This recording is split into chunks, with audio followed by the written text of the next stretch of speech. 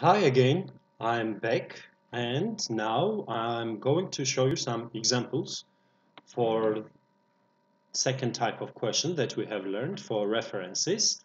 Let me open the passage for you and see the questions. So here we have a passage about New World epidemics. I think it's up to the point right now. Epidemics is very important these days. We see question 10. The word they in the passage refers to. Let's see now the sentence. Where do we find they? Okay, we find they over here. We see the sentence, the inhabitants of the Americas were separated from Asia, Africa, and Europe by rising oceans following the ice ages, and as a result, they were isolated by means of this watery barrier from numerous virulent epidemic diseases. So what do you think is the answer in this situation? The inhabitants, epidemic diseases, rising oceans, or the ice ages? I'm waiting for your comments on our YouTube or Facebook channels. And meanwhile, don't forget to subscribe to our channels so you can see all our videos and you will also get notified when we go live. So guys, what do you think is they in this sentence? Is it the inhabitants, epidemic diseases, the rising oceans, or the ice ages?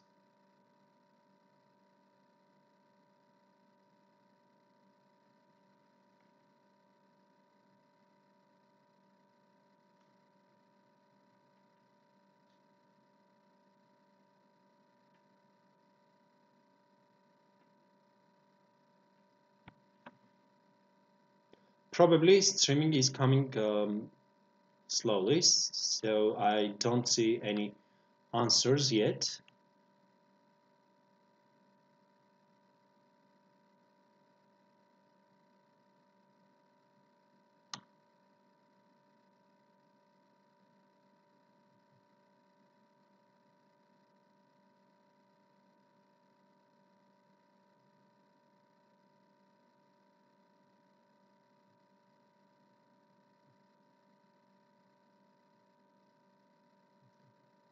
Okay, I will help you with the first one, and I hope we will have more comments for the next questions. Here, the correct answer will be, of course, the inhabitants. Why? Because you see that they in this sentence is subject, and then we have as a result, so it means I need to go to a sentence before, and again I see subject here is the inhabitants. So the inhabitants were separated and isolated. Okay? So question 10, correct answer is A. Let's move to question 11. And in question 11, we see that. The word that in the passage refers to, okay, here we see that. And probably you understand that this is a relative pronoun. And we learned that for relative pronoun, you don't need to read the sentence before, but you need to find answer in the same sentence. Okay, I see Kezban's answer, and she says it is A. Yes, for first one, correct, it is A. Now let's see question 11. That, does it refer to a disease-free environment, watery barrier, virulent epidemic diseases, or the ocean?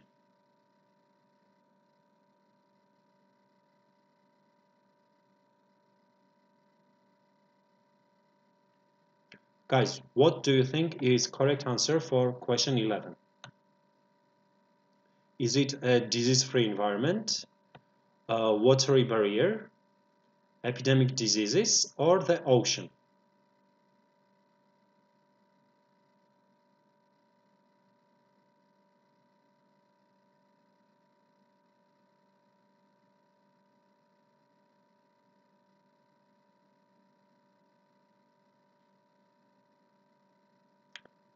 I see the first answer, C, and it is absolutely correct. It refers to epidemic diseases because before that we see the noun is diseases, so this can refer to diseases. Correct answer is C in question 11. Let's see question 12. The word them in the passage refers to pro-Columbian Americans, the antibodies, bacteria and viruses, European explorers and colonists. Let's check the sentence. Americans had a relatively disease-free environment, but also lacked the antibodies needed to protect them from bacteria and viruses brought to America by European explorers.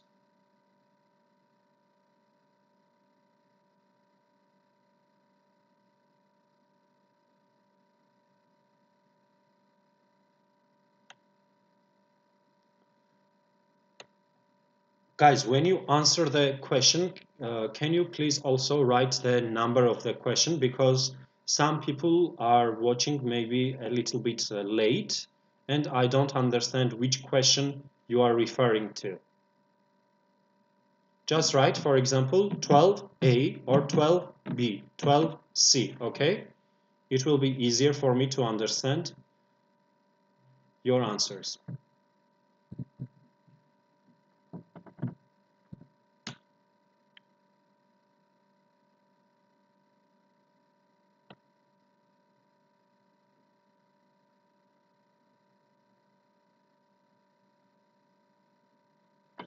Thank you for changing your comment.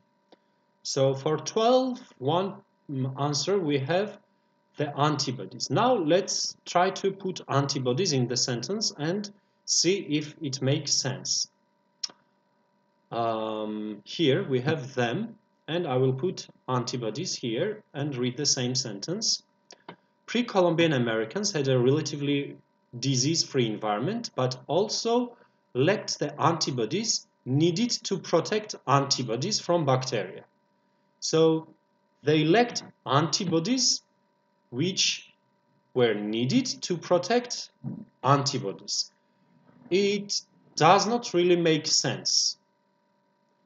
Antibodies, we need to protect ourselves. So I said we need antibodies to protect ourselves. So then here should go back to the subject. And the subject in this sentence is pre-Columbian Americans.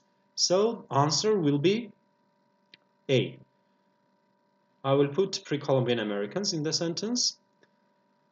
But also lacked the antibodies needed to protect pre-Columbian Americans.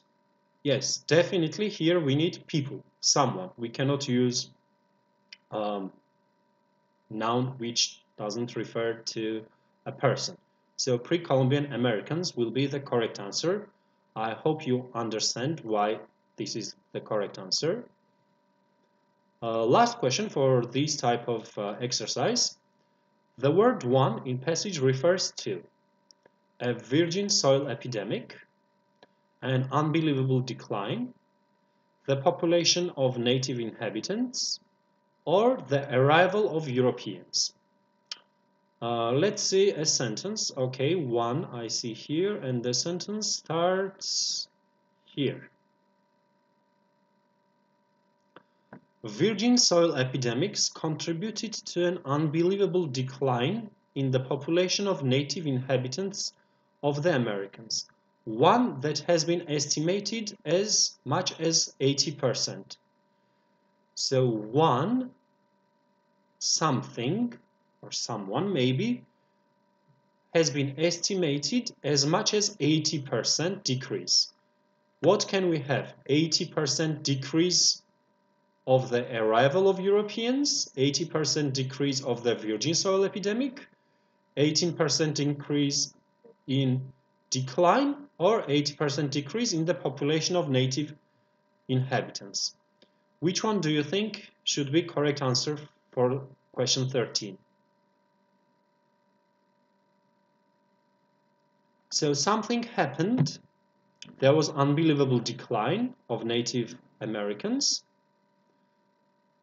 and it was estimated as 80%. What can we say? 80% epidemic, 80% virgin soil epidemic, 80% decline, 80% population of the native inhabitants, or 80% arrival of Europeans.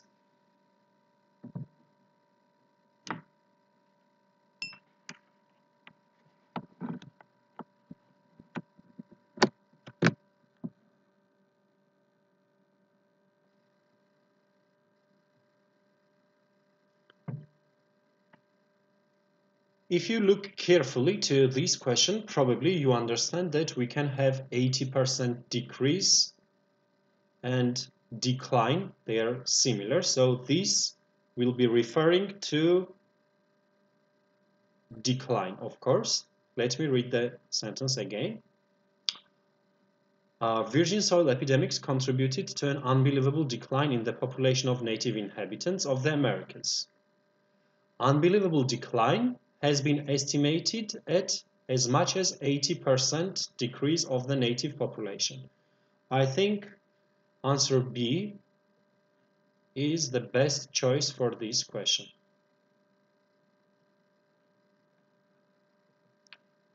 Do you understand, guys, why answer B is the best choice and not A? We can't have 80% virgin soil epidemic. We can have 80% decline.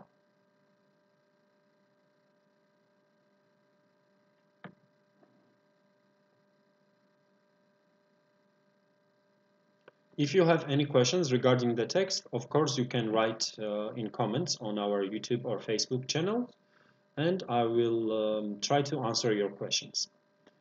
Now actually we can move to different kind of question, and different kind of question that we will discuss today. Third type of question is about simplifying sentences.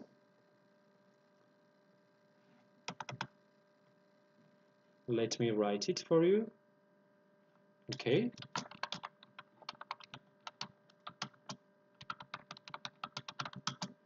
So in these kind of questions, you will be given a sentence, and what you need to do is first of all, you need to make this sentence simple. Okay, and then you need to find from possible given sentences which one has the same meaning with it.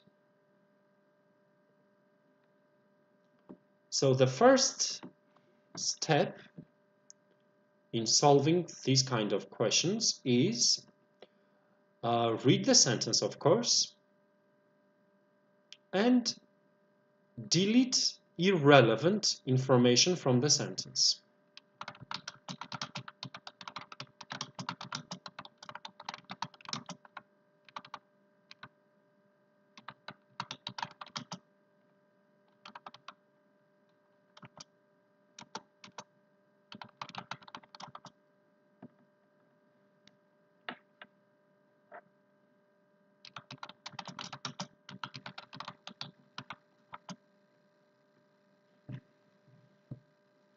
Okay, read the sentence, eliminate, delete irrelevant information.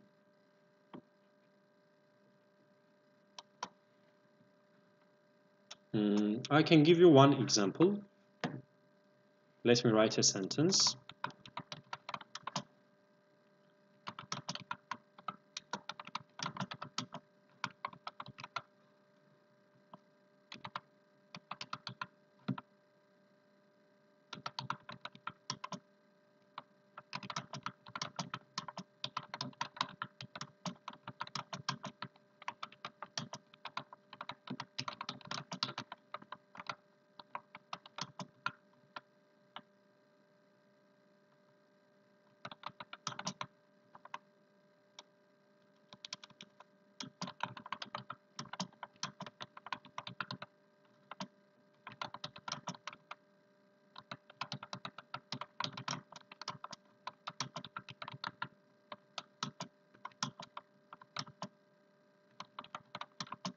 Okay, so we have a very long sentence, Let me read it for you. However, the summer and winter landscapes, they are so diverse that a single protective coloring scheme would of course prove ineffective in one season or the other.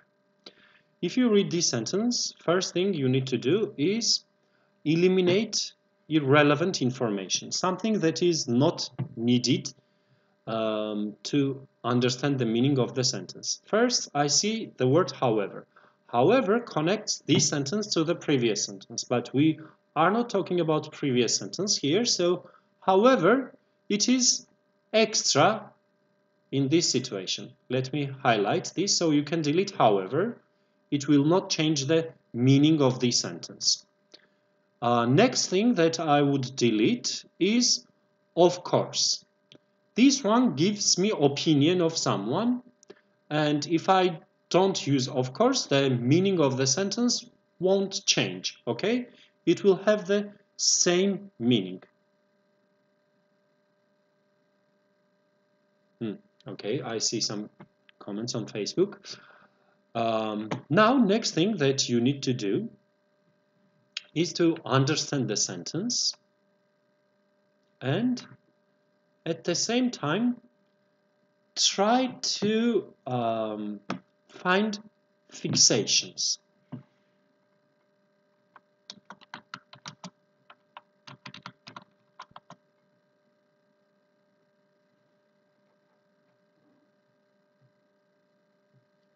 Maybe you don't know the meaning. Let me explain what it is. In this sentence, you have a lot of information. Try to cut the sentence into pieces of information. Okay? Let's see how many fixations we can have for this sentence. First piece of information that we understand from this sentence is that there are two types of landscapes.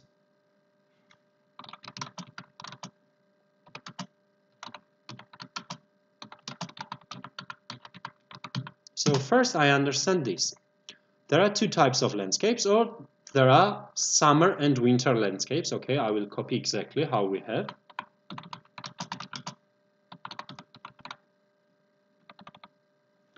This is first thing that I understand from this sentence. Next thing that we can understand, next fixation for me can be they are diverse. These summer and winter landscapes are diverse. They are opposite from each other.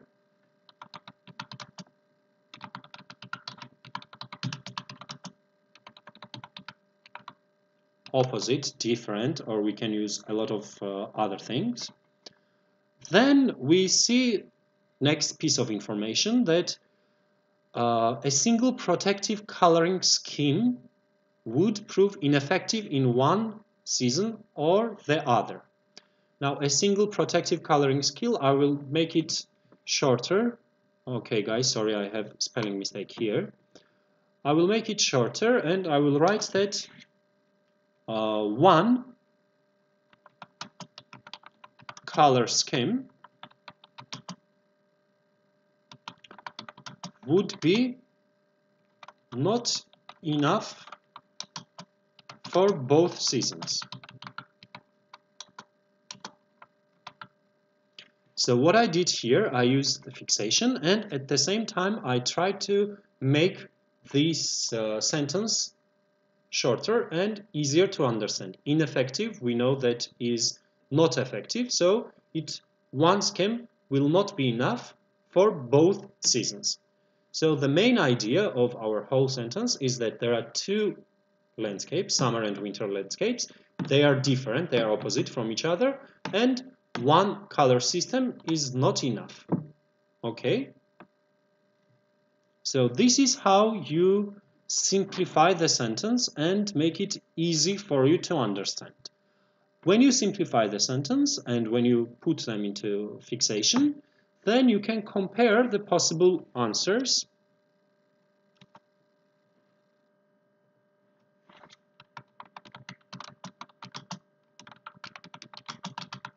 compare the possible answers and choose the best option. Okay, I hope you understand the way how you need to do these kind of questions. Now let me open the book and see some examples for this kind of question.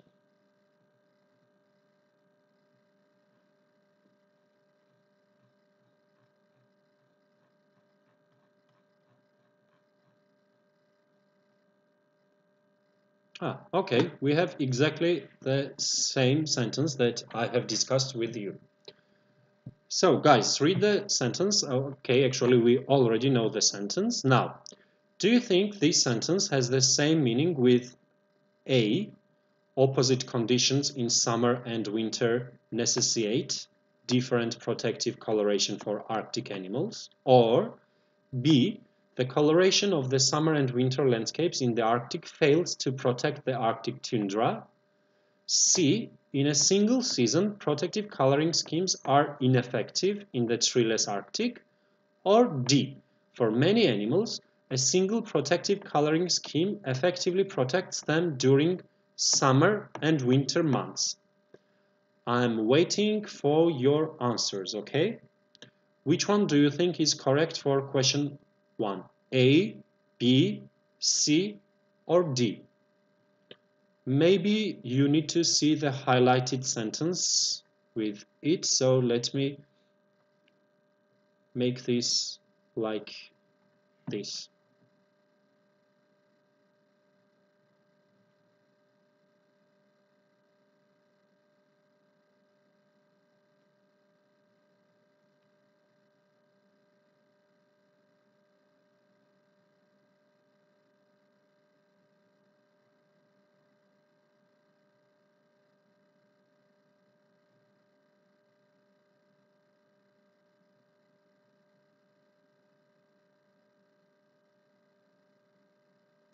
Let's see your answers for question 1. Do you think it is A, B, C, or D?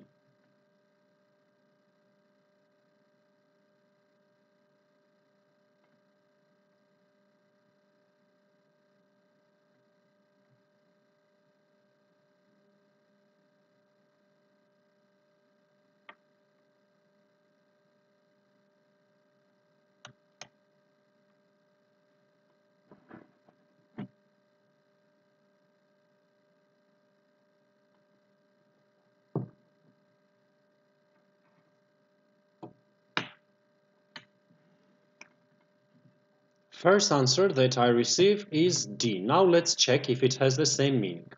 For many animals, a single protective coloring scheme effectively protects them during summer and winter months. So it says a single one color scheme effectively protects them during summer and winter months. Let's see our sentence again. Here, one color scheme would be not enough for both seasons. So answer D can't be correct because one color scheme is not effective for both seasons. So D is not correct answer.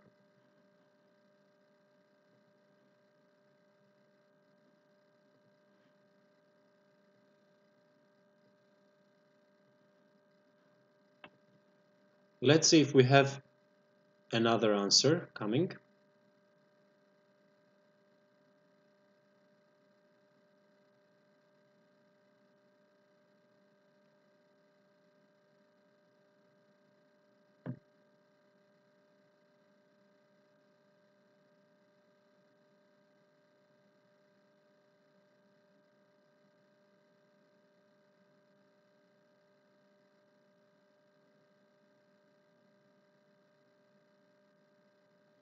Okay, maybe you need my help here.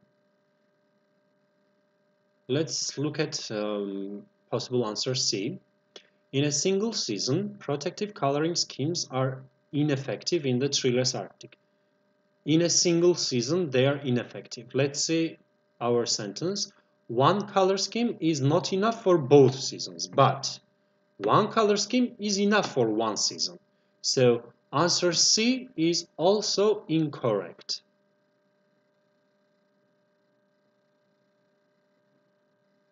Let's check B. The coloration of the summer and winter landscapes in the Arctic fails to protect the Arctic tundra. If we look at this, you might think that this is correct answer, but pay attention to main things in our sentence. Main things in our sentence was that we have two different landscapes. There is nothing mentioned here about it. We have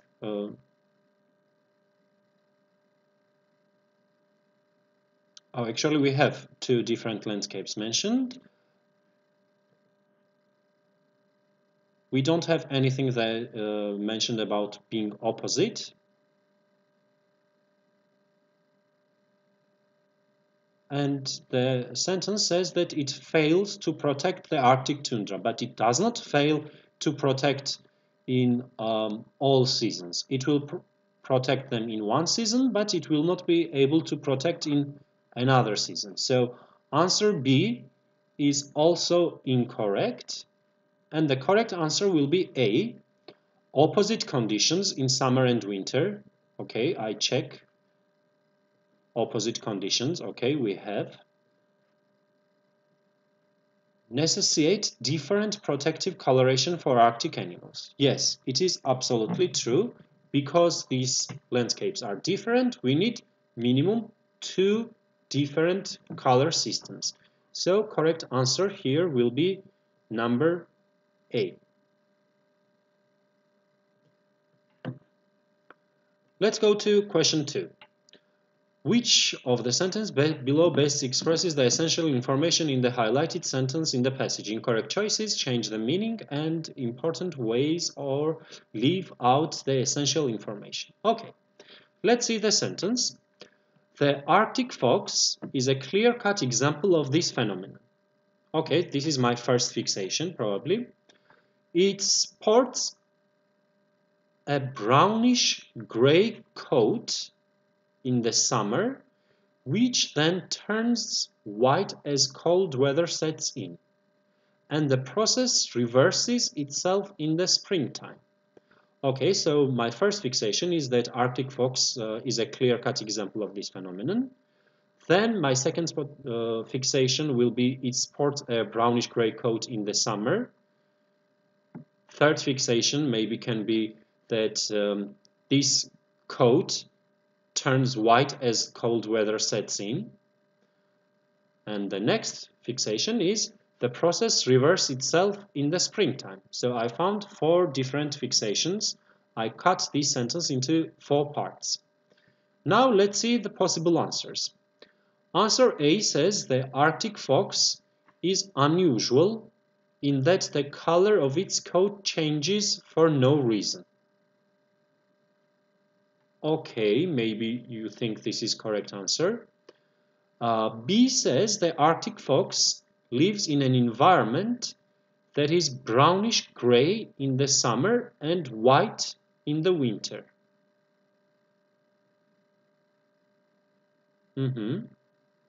C says it is a phenomenon that the coat of the Arctic fox turns white in the springtime and gray in the fall. Okay.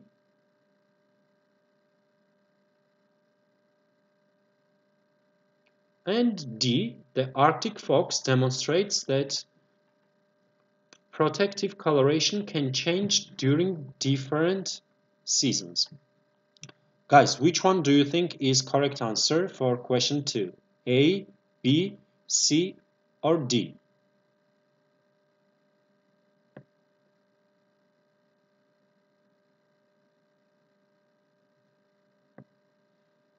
Okay, maybe B. Let's check. The Arctic fox lives in an environment that is brownish-gray in the summer and white in the winter.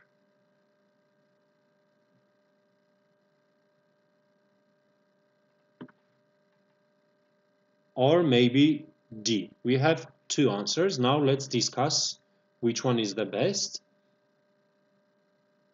So this sentence was given as an example of changing these coloration schemes. So I think the best answer here will be, of course, D.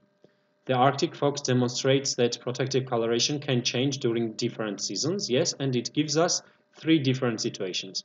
In summer, for the cold weather, to prepare for spring. So it talks about 2 and preparing for third one. Now, why B is not correct? The Arctic fox lives in an environment that is brownish gray in the summer and white in the winter. This is not exactly the same thing that we have in our sentence.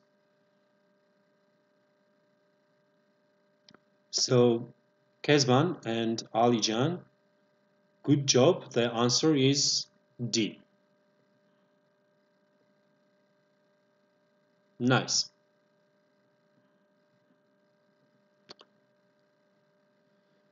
Okay, now let's move to last type of question that we will discuss today. It is question type number 4. It is called inserting sentence. You will see a sentence and you need to put the sentence in the correct place in the passage. Okay, so question type 4 is about inserting the sentence.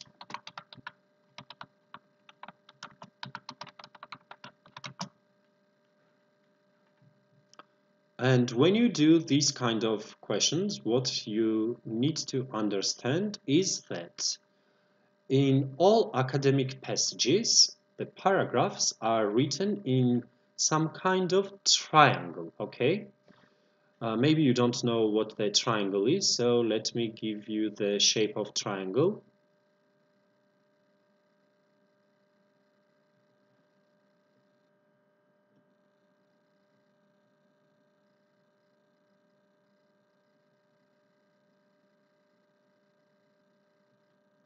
All the passages, all academic passages are written in the triangle way. It means that the paragraph starts with some general information and it goes into more specific things towards the end of the paragraph. Okay, so all paragraphs start with something general and then it goes to specific information.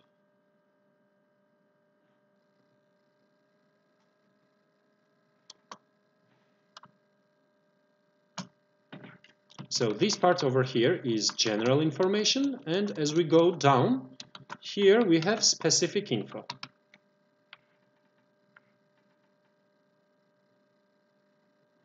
This is key to finding correct answers for inserting sentences.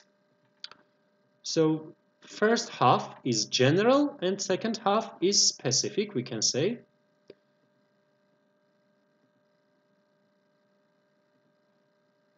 I think somewhere here is the middle. Okay, so top part will be general and down part will be specific information, okay? Then when you read the sentence, first of all, you need to think about the sentence. Does this sentence give general information or specific information? If it gives general information, we will need to use the sentence in the top part of the paragraph, and if the sentence gives specific information, we will need to use the sentence in the bottom part of the paragraph. In all TOEFL exams for these kind of questions, there will be 2 options in the top part. Answer A and B will be somewhere here.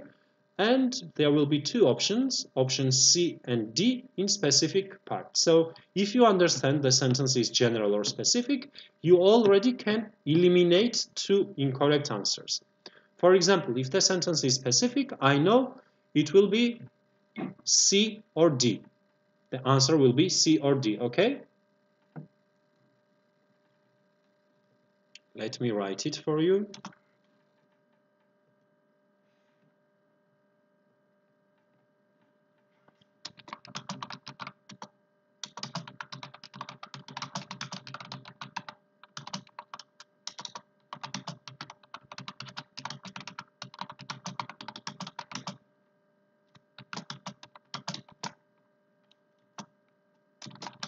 And if the sentence is specific,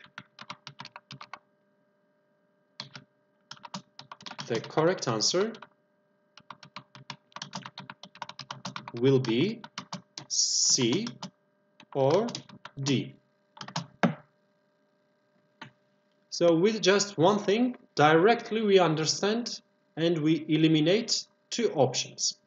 Next thing that you need to pay attention to is the nouns in the sentence and the reference.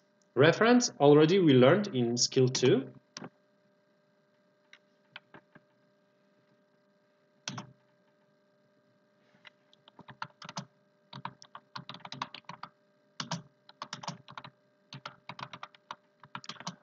For example, if your sentence starts with eat, you need to put this sentence somewhere, and the sentence before this should use singular noun, not plural noun, and it should not use person.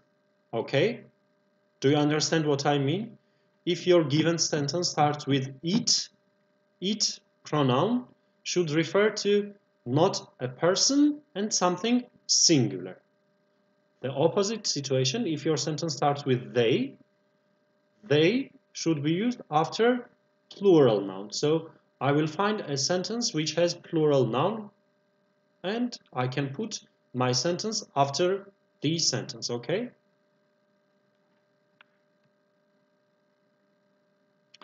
One more thing that you can pay attention to is the idea of the sentence and the continuity of the idea in the paragraph.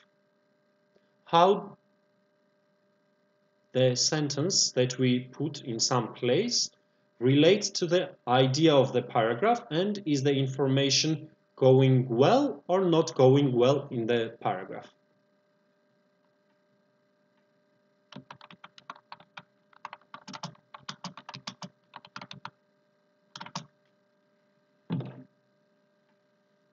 Now let's see some examples and we can understand how we should do these kind of questions.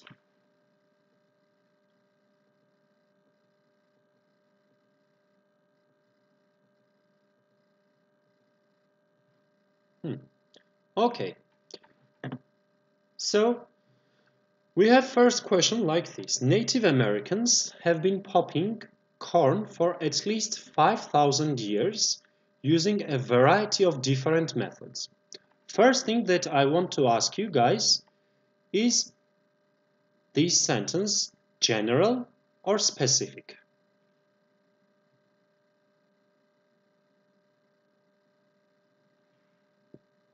What do you think? This sentence is general or specific?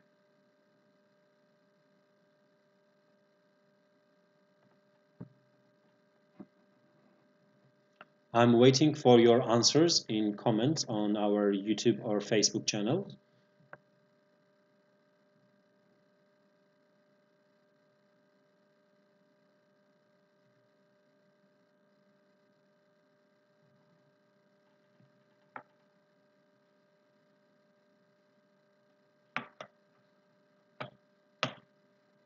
Pay attention to words like variety and different.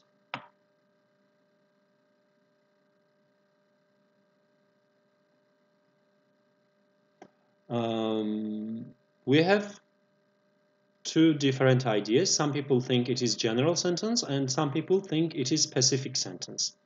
Of course, it is general sentence because it says the variety of different methods. It doesn't explain one specific method. It doesn't talk about one specific type of corn. So it is very general. Therefore, we need to put it in A or B. Now let's check. Is the correct answer A or B? Where do we need to put the first sentence? 1A or 1B? If I put it in 1A, we will have something like this. Native Americans have been popping corn for at least 5,000 years using a variety of different methods. One method of popping corn involved blah blah blah. I think it continues pretty normal and it can suit in A. If I put in 1B, it will be like this. One method of popping corn involves skewering an ear of corn on a stick and roasting it until the kernels popped off the ear. Native Americans have been popping corn for at least 5,000 years using a variety of different methods.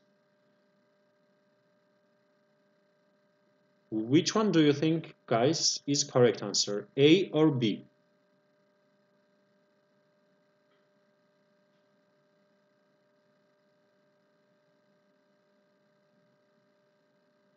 Okay, we have answer from Tutku and also Keziban. I hope I'm pronouncing your name correctly. Of course, the answer is A because the sentence after A says one method. So before I discuss one method, I should say that generally there are different types of methods. You are correct, guys. Absolutely, the correct answer here will be A.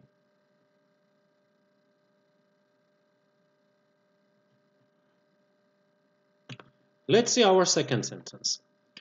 A century after these early explorers, the pilgrims at Plymouth may have been introduced to popcorn at the first Thanksgiving dinner. What about this sentence, second sentence? Do you think it gives us general information or specific information? Let's see. Is it general or is it specific?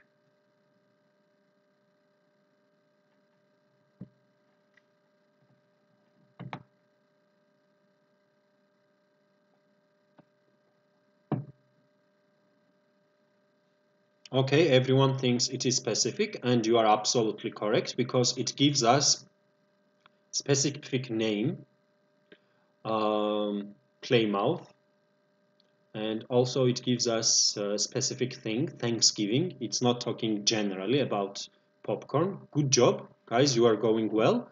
So answer will be C or D. Let's check both situations. If I put it in C, I need to read the sentence before that. Columbus and his sailors found natives of the West Indies wearing popcorn necklaces, and explorer Hernando Cortes described the use of popcorn amulets in the religious ceremonies of the Aztecs. A century after these early explorers, the pilgrims at Plymouth may have been introduced to popcorn at the first Thanksgiving dinner. Okay, or let's check D now. According to the legendary descriptions of the celebrity meal, Quandequina, this is not an English word, so there is no problem if I don't pronounce it correctly. The brother of Chef Massoit contributed several deerskin bags of popcorn to the celebration. A century after these early explorers, the pilgrims at Plymouth may have been introduced to popcorn at the first Thanksgiving dinner. Okay, which one do you think, guys?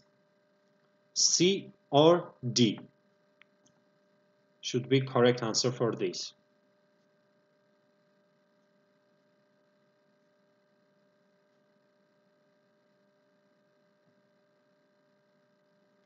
Hi, Mehmet.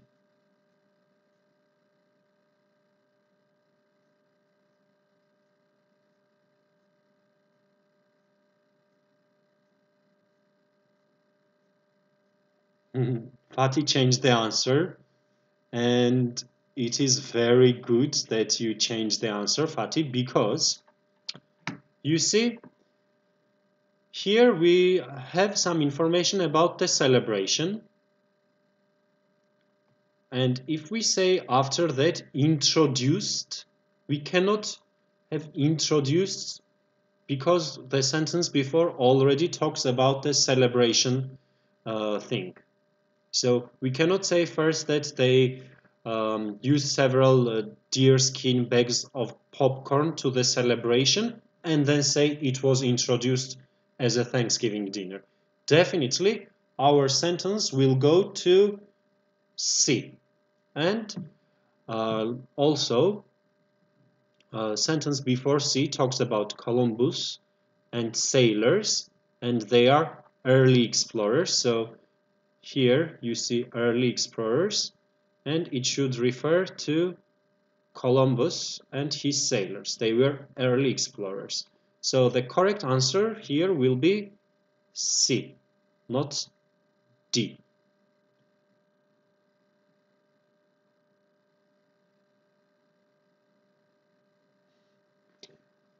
Fatih found very interesting method.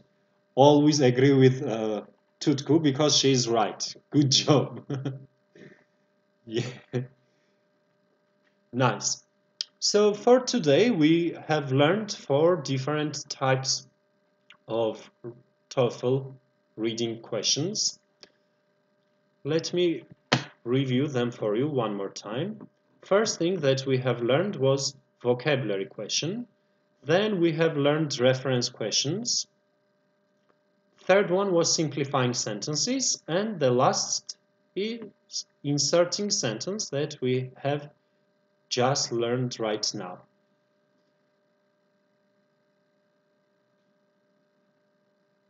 Do you have any questions, guys, about the things that we have covered today? If you have some questions, please write them in comments. Meanwhile, I would like to tell you that we have live lessons from Monday to Saturday from 12 to 6 p.m. And our live lessons are broadcasted on our YouTube, Facebook, and Twitter account channels. And you can watch them live, but if you are busy, you don't have time during the day, you can also watch them in the evenings as the videos are uploaded and you can watch them like that.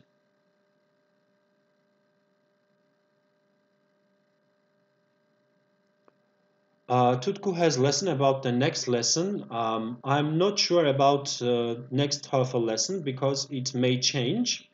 You can see on Justenglish Instagram page all the lesson plans and you will see when the next TOEFL lesson is. For the vocabulary lessons, which I also teach, I have vocabulary lessons from Monday to Friday at 12 o'clock.